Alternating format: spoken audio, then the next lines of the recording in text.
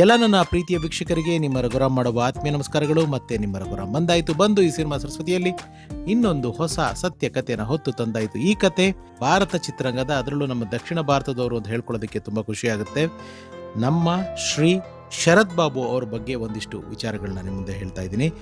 ಶರತ್ Babu sir ಹುಟ್ಟಿದ್ದು July 31ನೇ ತಾರೀಕು 1951 ಇಸ್ವಿ. ಅವರ ಮೂಲ ಹೆಸರು ಸತ್ಯಂ ಬಾಬು ದೀಕ್ಷಿತುಲು ಅಂತ. ಆಂಧ್ರ ಪ್ರದೇಶದ ಶ್ರೀಕಾಕುಲಂ ಜಿಲ್ಲೆಯವರು. ಅವರ ತಂದೆ ಬಂದ್ಬಿಟ್ಟು ಒಬ್ಬ ಹೋಟೆಲ್ ಉದ್ಯಮಿ. ಮಗನ್ನು ಹೋಟೆಲ್ ಇಂಡಸ್ಟ್ರಿಗೆ ತರಬೇಕು ಅಂತ ತುಂಬ ಆಸೆ ಇತ್ತು ಅವ್ರ ತಂದೆಗೆ. ಆದರೆ ಶರತ್ ಬಾಬು ಅವ್ರಿಗೆ ಪೊಲೀಸ್ ಇನ್ಸ್ಪೆಕ್ಟರ್ ಆಗಬೇಕು ಅನ್ನೋ ಆಸೆ ತುಂಬ ಇರುತ್ತೆ. ಆದರೆ ಅವರ ಐಸೈಟ್ ವಿಚಾರವಾಗಿ, ಅಂದರೆ ಶಾರ್ಟ್ ಸೈಟ್ ಇರುತ್ತೆ ಅವ್ರಿಗೆ. ಆ ಶಾರ್ಟ್ ಸೈಟ್ ಇರೋದ್ರಿಂದ ಪೊಲೀಸ್ ಡಿಪಾರ್ಟ್ಮೆಂಟ್ಗೆ ಅವರು ವೃತ್ತಿಪರವಾಗಿ ಇನ್ಸ್ಪೆಕ್ಟರ್ ಆಗಿ ಆಯ್ಕೆ ಆಗೋದಕ್ಕಾಗೋದಿಲ್ಲ. ಕಾಲೇಜ್ ಡೇಸಲ್ಲಿ ಶರತ್ ಬಾಬು ಸರ್ 6.2, 6.3 ಹೈಟು, ಆ ಕಲರು, ಅವ್ರದ್ದೊಂಥರ ಗುಂಗುರು ಕೂದಲು, ತುಂಬ ಸ್ಮಾರ್ಟ್ ಆಗಿರೋರು. ಆ್ಯಕ್ಟಿಂಗ್ ಬಗ್ಗೆ ಅವ್ರಿಗೆ ಒಲವು ಇತ್ತು ಅಂತಲೂ ಹೇಳೋಕ್ಕಾಗಲ್ಲ, ಇಲ್ಲ ಅಂತಲೂ ಹೇಳೋಕ್ಕಾಗಲ್ಲ.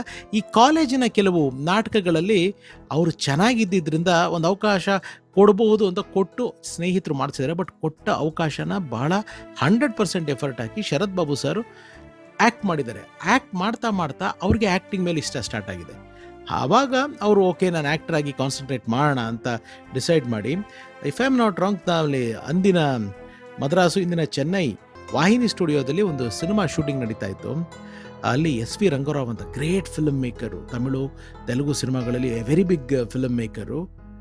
ಅವ್ರದ್ದು ಒಂದು ಶೂಟಿಂಗ್ ನಡೀತಿರ್ಬೇಕಾದ್ರೆ ಶರತ್ ಬಾಬು ಅವ್ರನ್ನ ಅಲ್ಲಿ ಮಾತಾಡಿಸಿದಾಗ ಅವರು SV ರಂಗರಾಯರು ಶರತ್ ಬಾಬು ಅವ್ರು ನೋಡಿ, ಏಮಯ್ಯ ಯುರೋಪಿಯನ್ ಆ್ಯಕ್ಟ್ರಲ್ಲಾಗಿ ಉಣ್ಣಾವು, ಅಂದರೆ ಏನಪ್ಪ ಒಳ್ಳೆ ಯುರೋಪಿಯನ್ ಆ್ಯಕ್ಟ್ರ್ ಥರ ಇದೆಯಾ ನೀನು ಅಂತ ಕಾಂಪ್ಲಿಮೆಂಟ್ ಕೊಟ್ಟು, ಇಲ್ಲ ತುಂಬ ದೊಡ್ಡ ಮಟ್ಟದಲ್ಲಿ ನೀನು ಇಂಡಸ್ಟ್ರಿನಲ್ಲಿ ಬರ್ತೀಯಾ, ಕಾನ್ಸಂಟ್ರೇಟ್ ಮಾಡು ಅಂತ ಹೇಳಿದ್ರಂತೆ. ಆಗ ರಾಮರಾಜ್ಯಂ ಅನ್ನೋ ಒಂದು ತೆಲುಗು ಚಿತ್ರಕ್ಕೆ ಶರತ್ ಬಾಬು ಸರ್ ಪೂರ್ಣ ಪ್ರಮಾಣದ ನಾಯಕ ನಟರಾಗಿ ಪರಿಚಯ ಆದರು.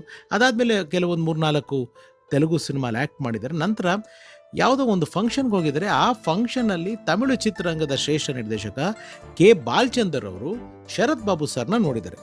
ಶರತ್ ಬಾಬು ಸರ್ನ ನೋಡ್ಬಿಟ್ಟು, ಅಲ್ಲಿ ಸಂಗೀತಂ ಶ್ರೀನಿವಾಸರಾವ್ ಅವರು ಇದ್ರಂತೆ. ಶರತ್ ಬಾಬು ಸರ್ನ ನೋಡ್ಬಿಟ್ಟು ಪಿಕ್ಚರ್ಲಿ ಆ್ಯಕ್ಟ್ ಮಾಡ್ತೀಯಾ ಅಂತ ಕೇಳಿದ್ದಾರೆ. ಅದಕ್ಕೆ ಸರ್, ಅಯ್ಯೋ ಕೆ ಬಾಲಚಂದ್ರ ಸರ್ ಪಿಕ್ಚರ್ಲಿ ಯಾರು, ಇಲ್ಲಿ ನಮ್ಮ ಪುಟ್ಟಣ್ಣ ಸರ್ ಎಷ್ಟು ಶ್ರೇಷ್ಠನೋ ಅಷ್ಟೇ ಶ್ರೇಷ್ಠ KB ಸರ್, ಅಲ್ಲಿ ಖಂಡಿತ ಮಾಡ್ತೀನಿ, ಸರಿ ನಾಳೆ ಬಂದು ಆಫೀಸರ್ಗೆ ನೋಡು. ಅವ್ರ ಆಫೀಸ್ಗೆ ಹೋಗಿ ನೋಡಿದಾಗ ತಮಿಳು ಬರುತ್ತಾ ಅಂತ ಕೇಳಿದ್ರಂತೆ first K Balachander sir. Sir ಬರುತ್ತೆ ಸರ್, ಯಾಕೆಂದರೆ ಅವಾಗೆಲ್ಲ ಉದ್ಯಮ ಮೋಸ್ಟ್ ಆಫ್ ದ ಥಿಂಗ್ ಚೆನ್ನೈನಲ್ಲೇ ನಡೀತಾ ಇದ್ದಿದ್ದರಿಂದ ಬರುತ್ತೆ ಸರ್, ಒಂದು ಡೈಲಾಗ್ ಕೊಟ್ಬಿಟ್ಟು ಇದನ್ನು ಹೇಳು ಅಂದ್ರಂತೆ. ಹೇಳಿದ್ರಂತೆ. ಸರಿ ನೀ ಸೆಲೆಕ್ಟೆಡ್ ಅಂತ ಹೇಳಿ 3 ಜನರ ನಾಯಕರನ್ನ ಒಳಗೊಂಡಂಥ ಸಿನಿಮಾ. ಒಂದು ಕಮಲ್ ಸರ್ ಹೀರೋ, ಇನ್ನೊಬ್ಬರು ಹನುಮಂತು ಅಂತ ಒಬ್ಬರು ತಮಿಳು ಕಲಾವಿದರು ಹೀರೋ, ಇನ್ನೊಂದು ನಮ್ಮ ಶರತ್ ಬಾಬು ಅವ್ರ ಹೀರೋ.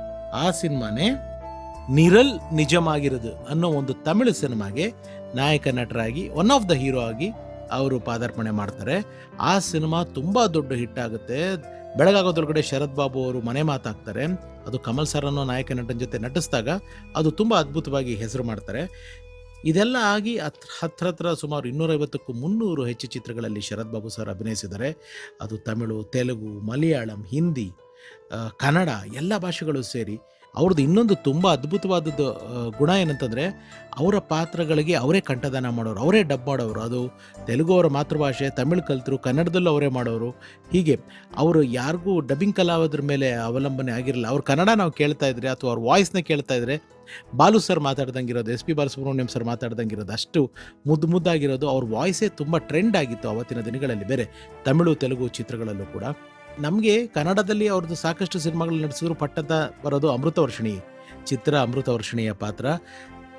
ಹಾಗೆ ಬೇರೆ ಚಿತ್ರಗಳು ಬೇರೆ ಭಾಷೆದು ಅಂತಂದರೆ ಅವರು ರಜನಿ ಸರ್ ಜೊತೆನೂ ಸಾಕಷ್ಟು ಸಿನಿಮಾಗಳಲ್ಲಿ ನಟಿಸಿದ್ದಾರೆ, ಕಮಲ್ ಸರ್ ಜೊತೆಗೂ ತುಂಬ ಸಿನಿಮಾಗಳಲ್ಲಿ ನಟಿಸಿದ್ದಾರೆ.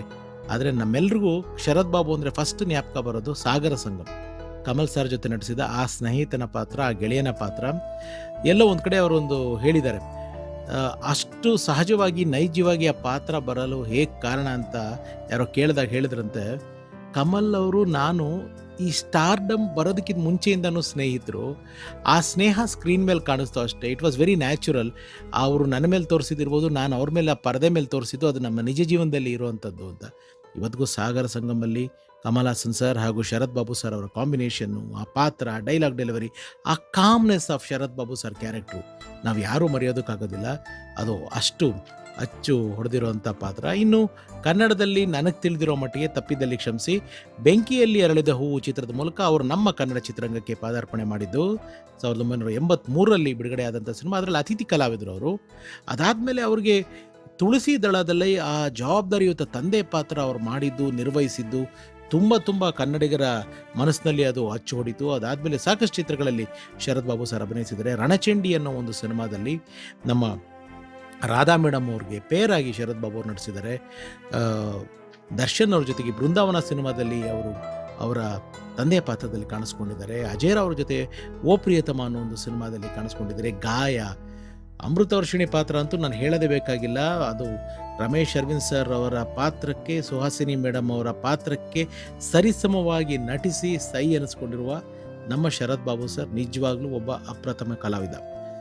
ಶರತ್ ಬಾಬು ಸರ್ ಹಾಗೂ ನನ್ನ ನಡುವೆನೂ ಮಾತುಕತೆ ಆಗಿತ್ತು. ಯಾವ ಕನ್ನಡದ ಮಾಧ್ಯಮನೂ ಅವ್ರನ್ನ ಸಂದರ್ಶನ ಮಾಡಿರಲಿಲ್ಲ. ನಾನು ಮಾಡೋದಕ್ಕೆ ಪ್ರಯತ್ನ ಪಟ್ಟಿದ್ದೆ. ಅದಕ್ಕೆ ಸಂಬಂಧಪಟ್ಟ ಅವರ ನಡುವೆ ನಡೆದ ಕೆಲವು ವಾಟ್ಸಪ್ ಮೆಸೇಜ್ಗಳು, ಟೆಕ್ಸ್ಟ್ ಮೆಸೇಜ್ಗಳು, ಏನೇನಾಯಿತು, ಯಾಕೆ ನಾನು ಶರತ್ ಬಾಬು ಸರ್ ಅವರ ಸಂದರ್ಶನ ಮಾಡೋದಕ್ಕಾಗಲಿಲ್ಲ, ಏನಾಗಿ ಅವರು ನಮ್ಮಿಂದ ಕಾಲವಾದರು, ಅವರ ವೈವಾಹಿಕ ಜೀವನ ಏನಾಯಿತು, ಅಲ್ಲಿದ್ದ ಗೊಂದಲಗಳೇನು, ಇದೆಲ್ಲವೂ ನಿಮ್ಮ ಮುಂದೆ ಸಮಗ್ರವಾಗಿ ನಾಳಿನ ಸಂಚಿಕೆಯಲ್ಲಿ ತೆರೆದಿರ್ತೀನಿ. ಇದು ಸಿನಿಮಾ ಸರಸ್ವತಿ ಬೆಳ್ಳಿ ಪರದೆಯ ಸತ್ಯ ಘಟನೆಗಳ ಪ್ರಸ್ತುತಿ. ನಾನು ನಿಮ್ಮ ರಘುರಾಮ್. ಸರ್ವೇ ಜನ ಸುಖಿನೋ ಭವಂತು. Love you all. ನಮಸ್ಕಾರ.